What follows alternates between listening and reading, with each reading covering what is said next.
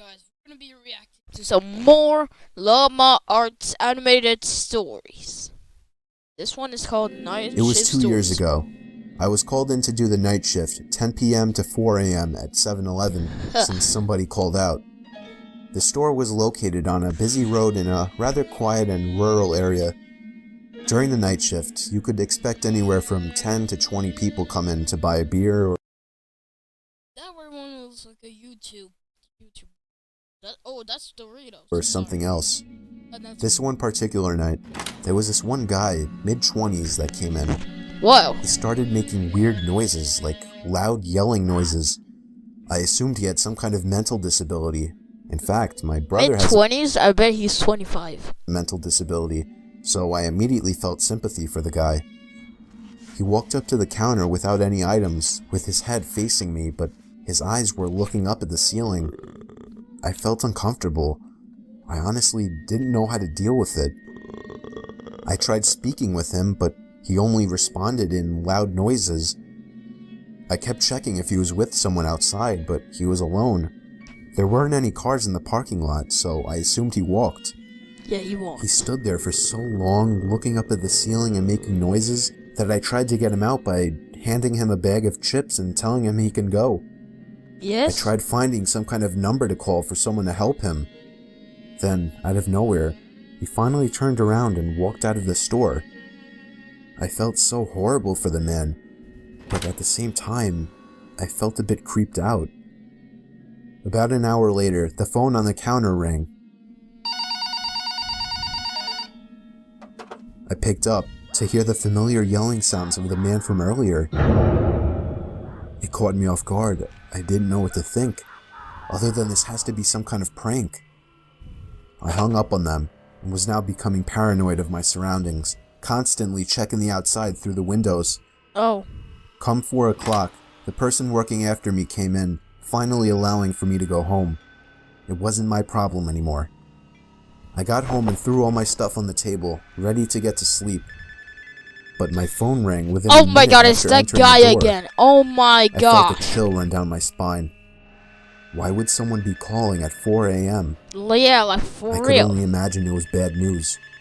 I braced myself and picked up the phone to hear the man again.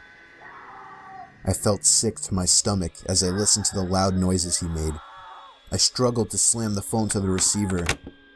All night I felt like I was being watched, even with all the blinds shut. And I I could feel like I'm swear being I heard watched too. strange noises coming from all over my house. Not about you guys. I feel like I'm being watched out. I feel like I'm being watched in my house, bro. I refused to get any sleep until the sun came up. Weeks passed and I had forgotten about the incident, until one day, when going into the basement for the first time in a while, I found that papers had been scattered all over the floor, What? and when I went into the basement closet, I found writing on the walls.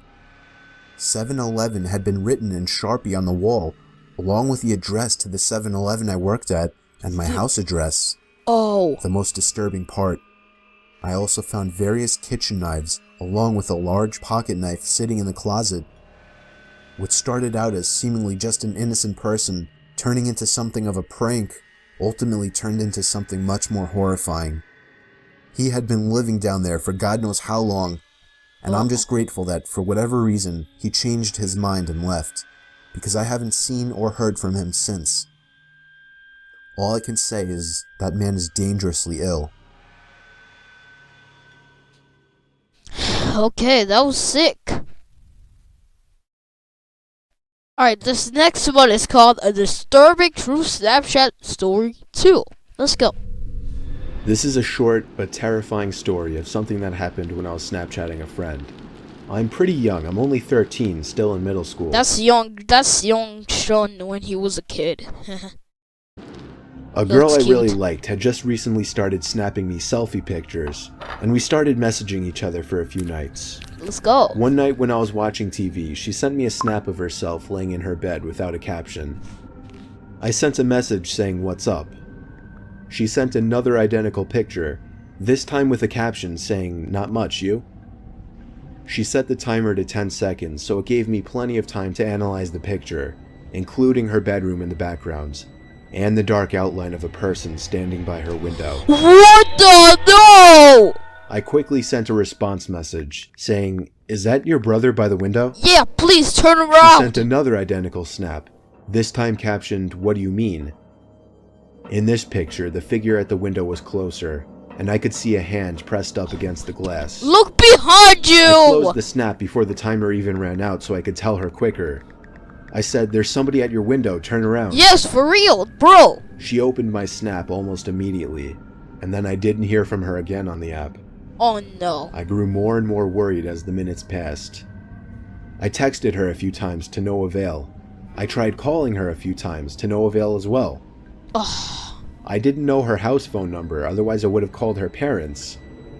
It wasn't until midnight when I was already laying in bed that she finally texted me back. She explained the whole situation. As soon as she looked at her window and saw the person standing there, she screamed, and that caused the person, who turned out to be a 20-something-year-old man, to open the window and jump into the room. Whoa. From there, she ran to her parents' room and woke her dad, who went to her room to find nothing but an open window. He left fast. It wasn't exactly a personal story of mine, but it freaks me out nonetheless, knowing that the only thing that saved my friend from whatever could have happened was the fact that I was able to see the window through her selfies, unbeknownst to the creeper at her window. Yo, that was lit. Alright, this next one is called The Motel. Yes, here we go. I was 19 years old at the time, working at a sketchy motel. The motel was pretty run down, and the majority of people who stayed there were locals that were just doing things they weren't supposed to be doing. Let's just say the cops came by multiple times a week. Oh! Somebody I worked as shot him. both a front desk person, checking in these creeps all hours of the night, and as a housekeeper who got to clean up their nasty, vomit-smelling rooms afterwards. Ugh. One afternoon, I was working as a housekeeper in the second building of the motel on the backside furthest from the office. I hated working over there because it not only had the most worn-down rooms, but it was always pretty vacant over there and way too quiet for comfort. Yes. I began cleaning one of my last rooms and wanted to get done in a hurry because it was getting late. I was washing the mirror in the room that I was cleaning when all of a sudden, I saw a man in the reflection staring at me. Who He is... was mid-50s, Oh. dirty, with long, greasy hair. Startled, I screamed, "Oh my god." I told him he scared me. The room I was currently She has red eyes. cleaning was vacant, so there was no reason why this man should have been in there watching Is that blood? Is that blood on this shirt right there? me clean. However, we just had a meeting on customer satisfaction, and my boss was really pressuring us to be more polite and help the guests any way we could. Sir?" I asked him cautiously. Can I get you anything? Towels?" The man just stared back at me with a crooked grin and held out his hands to me. What? I thought maybe he was handing me a tip for cleaning his room earlier, but when I looked down, I saw he was holding a $100 bill. Alarms started going off in my head. No one tips $100 on a $40 a night room. The man just smiled and said his name was Terry. He said he was Terry. staying in the room next door with his wife Sherry, and sort of joked about their names rhyming. Yes. He smelled like car oil and alcohol. Terrell. When I asked him why he was trying to hand me $100, he laughed deep in his throat and said, This "Me guy's and my on wife were drugs. watching you, and we just wanted to have fun with you." I felt like my heart jumped into my throat. No. No, I can't do that, sir. I'm sorry. Yes. I wanted to run out of the room screaming, but he was blocking the door, my only exit. What? The man smiled again, taking on a Whoa, softer whoa, whoa. tone of voice, and invited me to come into his room to meet his wife, just to talk as friends. I nervously told him no again, and that I had a lot of work to do for the day. Yes. I prayed to God he would just go away, and Yes. eventually he did. He grunted and walked off in what I assumed to be the direction of his room. No. My mind began racing. There is no wife, I thought. This man could try and kidnap me. I Yes, was he's 110 trying to pounds at the kidnap you. time and not very strong. He could easily overpower me. I locked the room from the inside and went directly to the phone to call my manager at the front desk, but the phone wasn't working. Wait, what? Adrenal- He turned the phone off? No goddamn way. No way he turned the phone off. And began pumping through my veins, and despite what I was always told not to do, I was panicking. Did he cut the line? No, I thought. This is a crappy motel. It happens all the time. But I just have to get out. I remembered that I had my cell phone out on my housekeeping card, but that was outside the locked door. I'd have to open the door to get it. I cautiously opened the door to the room that I was cleaning and peered out. I didn't see anyone, so I frantically began searching my cart for my cell phone. I was wasting too much time looking for it, so I just decided to run as fast as I could and make a break for the front desk in the office. Then from behind me, I heard the man again, but this time he was screaming to someone else, "She's running, she's getting away." Oh crap!